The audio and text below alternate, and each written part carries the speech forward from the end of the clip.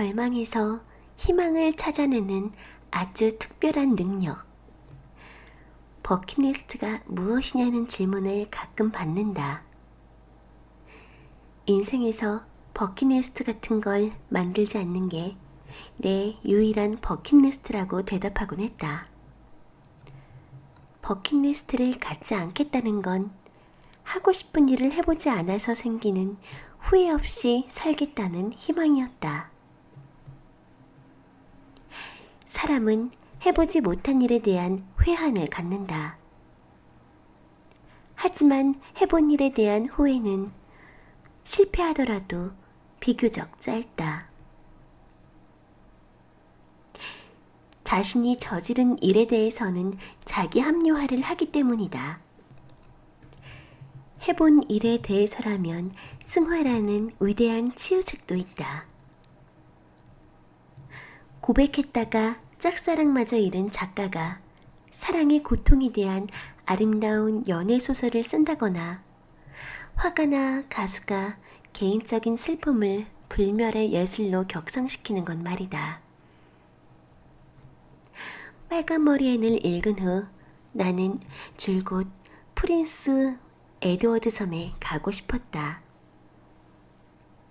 그곳이 비행기를 몇 번 갈아타고 가야 할 만큼 멀고 작고 심심한 곳이라는 얘기에도 불구하고 무조건 가고 싶었다. 심심한 곳이란 말은 내 마음을 오히려 잡아 끌었다. 내게 심심하다라는 말의 의미가 달라졌기 때문이다. 심심함은 이제 내겐 인터넷 속 속도가 너무 느려서 스마트폰을 보지 않아도 되는 뜻밖의 세계를 뜻한다. 정신없이 흘러가는 내 삶이 확실하게 느려지는 걸 몸으로 경험하는 일 말이다. 그건 어쩌면 초록지북 집에 사는 빨간머리 앤의 세계로 걸어 들어가는 일처럼 보인다.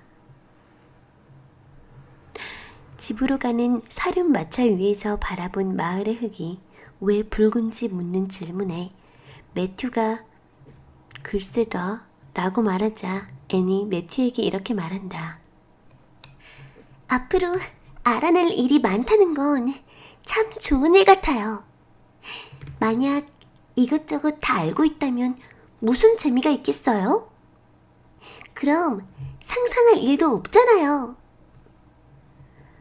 궁금한 게 너무 많아서 빨리 어른이 되고 싶었던 내게 앤의 말은 좀처럼 이해되지 않았다. 그러나 시간이 흐르고 그녀의 말에 귀 기울이며 알게 된 것들이 있다. 여러 명의 아이를 돌봐야 했던 고아 소녀는 자신이 처한 각박한 현실 속에서 가장 좋은 것을 상상하는 습관을 오래 간직해온 것이다. 그것이 삶을 대하는 앤의 태도였다. 놀아줄 또래 친구가 없어서 깨진 유리창에 비친 자신의 얼굴에 캐시 모리스라는 이름의 가상 친구를 만들어내는 앤. 그런 앤의 상상력이 내겐 늘 절망에서 희망을 찾아내는 특별한 능력처럼 느껴졌다. 그러므로 이 빨강머리 소녀는 약속된 시간을 넘어 늦게 도착한 초록 지붕의 매튜 아저씨에게 이렇게 말할 줄 안다. 나오시지 않는 이유를 생각하고 있었어요. 아저씨가 데리러 오지 않으면 오늘 밤은 저 큰 벚나무 위에 올라가서 밤을 새울까 생각하고 있었어요. 마치 대리석으로 만든 널찍한 방에 살고 있는 듯한 느낌이 들지 않을까요? 한 그루의 평범한 벚나무를 아늑한 자기만의 방으로 멋지게 바꿀 줄 아는 애는 너무 사랑스럽다.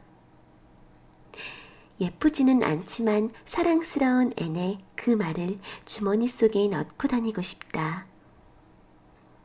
기다리고 고대하는 일들은 좀처럼 일어나지 않는 게 실제 우리의 하루다. 하지만 그럴 때 애네 말을 꺼내보면 알게 되는 게 있다. 희망이란 말은 희망 속에 있지 않다는 걸. 희망은 절망 속에서 피는 꽃이라는 걸. 그 꽃에 이름이 있다면 그 이름은 아마 그럼에도 불구하고 일 거라고. 우연을 기다리는 힘. 누구에게나 빨강머리가 존재한다. 어떤 사람에게 그것은 평균 이하의 작은 키일 수도 있고, 어떤 사람에겐 별 모양의 화성 자국일 수도, 어린 나이에 쓰게 된 두꺼운 난시 교정용 안경이거나 유난히 뚱뚱한 몸일 수도 있다. 우리는 그것을 콤플렉스라고 부른다. 하지만 콤플렉스가 외모만을 뜻하지는 않는다. 초록 지붕집의 매튜 커스버트의 빨강머리는 낯선 사람들, 특히 여자 앞에 서면 자꾸 작아지는 대인 공포증이다. 그는 낯선 사람이 나타나면 허둥지둥 숨기부터 하는 남자다. 아저씨, 이제 왜 제가 완전하게 행복할 수 없는지 아셨겠죠? 전 죽은 깨나 삐쩍 마른 건 신경 쓰지 않아요.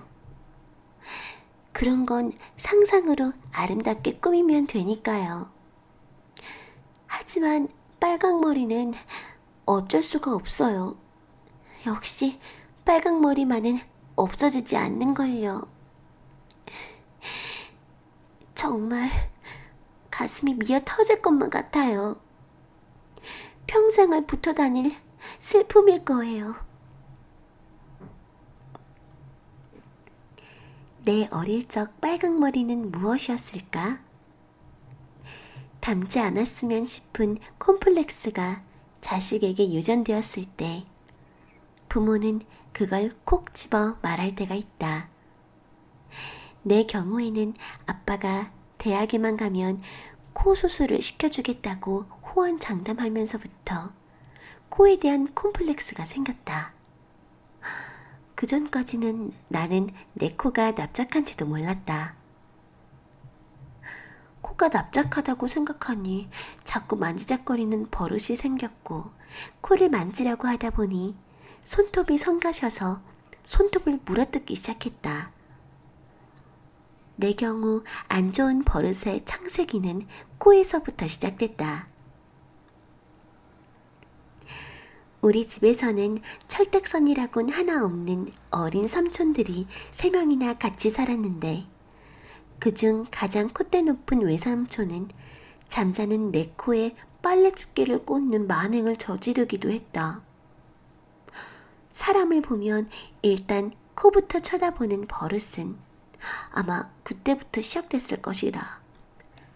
낮은 코는 내 유년 시절에 지대한 영향을 끼쳤다.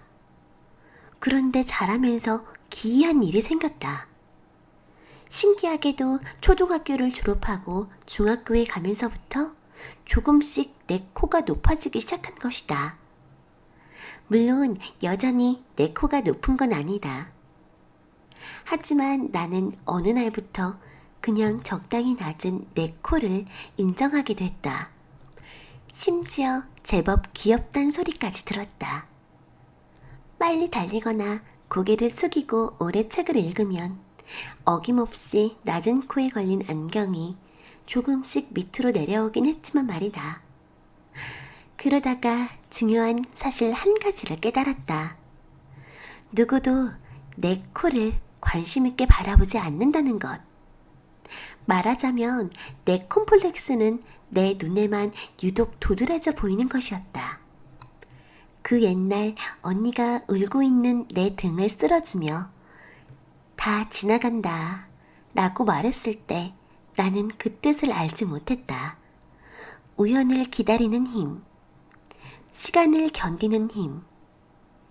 11살에는 아직 이해하지 못했을 이야기다. 물론 내 코가 기적처럼 높아지지는 않았다.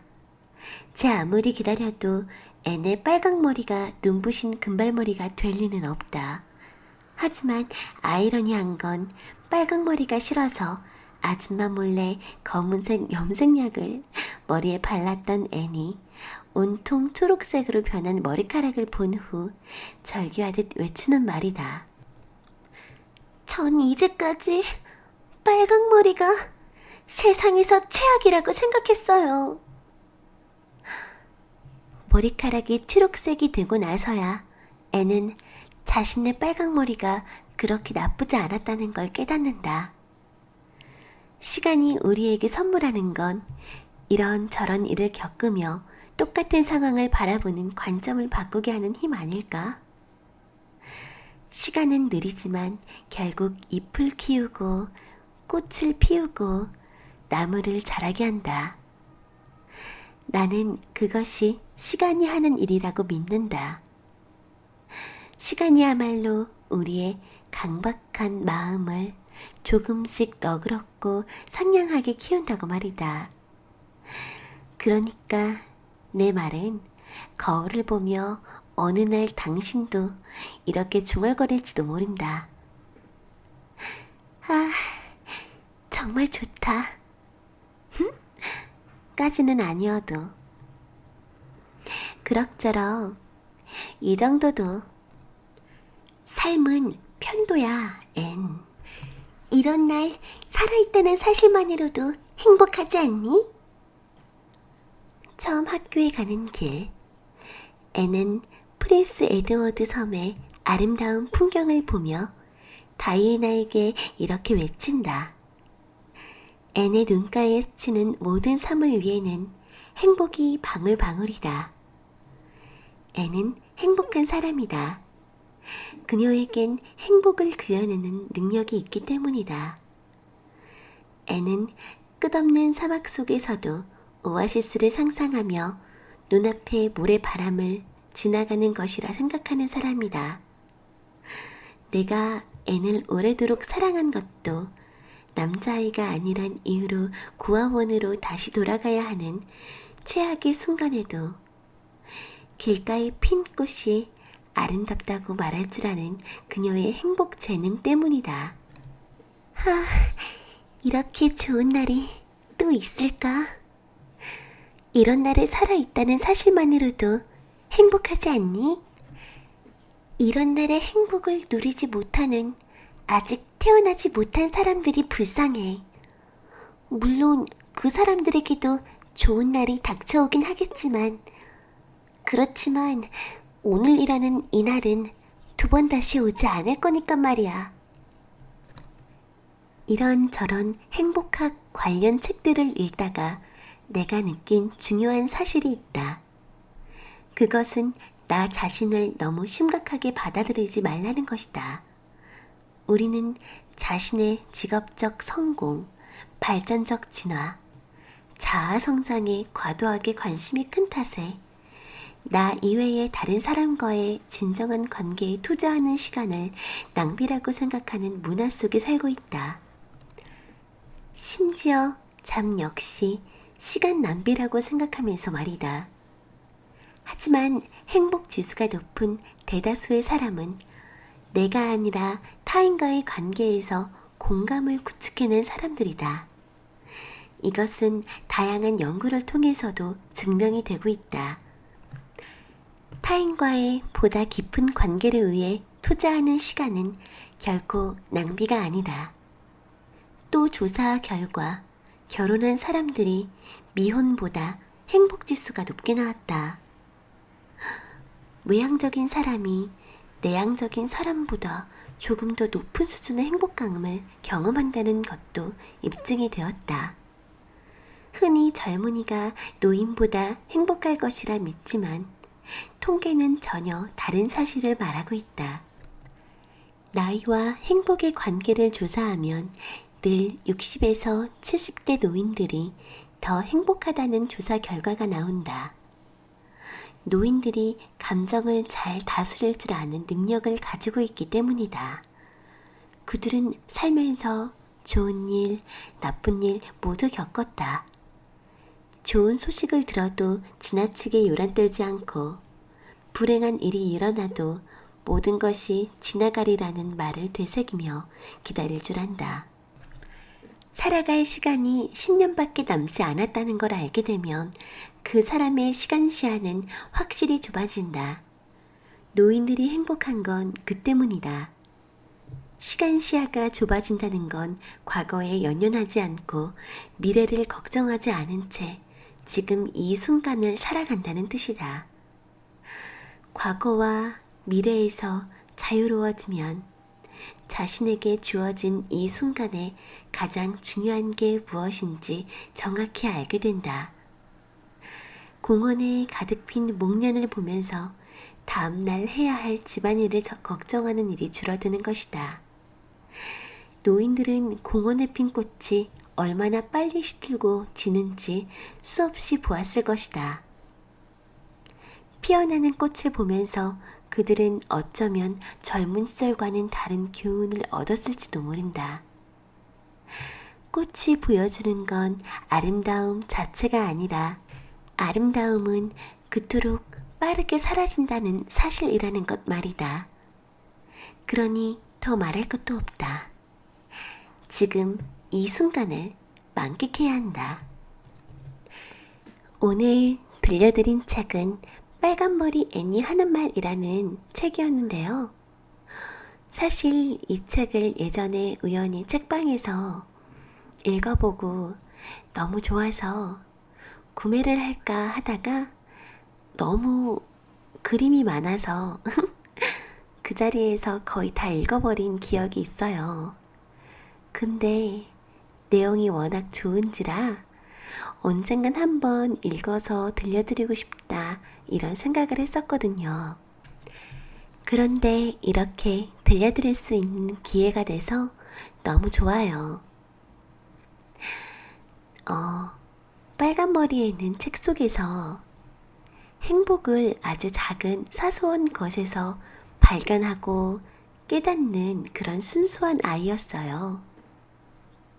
한 사물을 바라보고 저건 왜 그래? 짜증만 냈다가 어느 계기를 통해서 항상 자신을 돌아보고 반성하고 발전하고 자아를 찾아가는 성장기, 그 나이에 맞지 않은 깊은 생각을 하게 만드는 그런 내용이었던 것 같아요. 그래서 나이가 들어도 그 만화를 보고 나서 깜짝 놀란 적이 있거든요.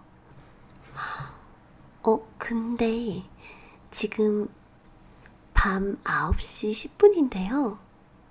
제가 요즘 틈틈이 매일매일 올리고 있는데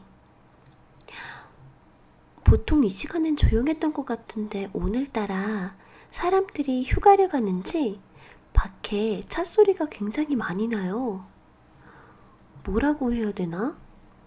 장마 시작하고 코로나도 터지고 요즘 되게 많이 힘드시죠? 저도 요즘 괜히 마음이 심란하고 축축 처지고 그러거든요. 다들 조금만 더 힘내시고요. 장마 끝나면 또 본격적인 더위가 시작되니까 사실 저는 장마보다 본격적인 더위가 더 무서워요. 아이고, 올해도 이제 얼마 안 남았다 생각이 들면 소름도 끼치네요. 벌써 8월 중반이네요. 아이고, 어떡하냐. 9월, 10월, 11월, 12월. 이제 올해가 3개월 반밖에 안 남았다고 생각해 본 적 있어요? 세상에. 여러분, 올해 꼭 해야 할 일들 리스트 한번 체크해 보시고 남은 2020년 우리 좀 더 힘을 내서 열심히 한번 살아봐요. 자, 그럼 다들 잘 자고 좋은 꿈 꾸시고 다들 화이팅 하세요. 잘 자요. 굿나잇. 슝.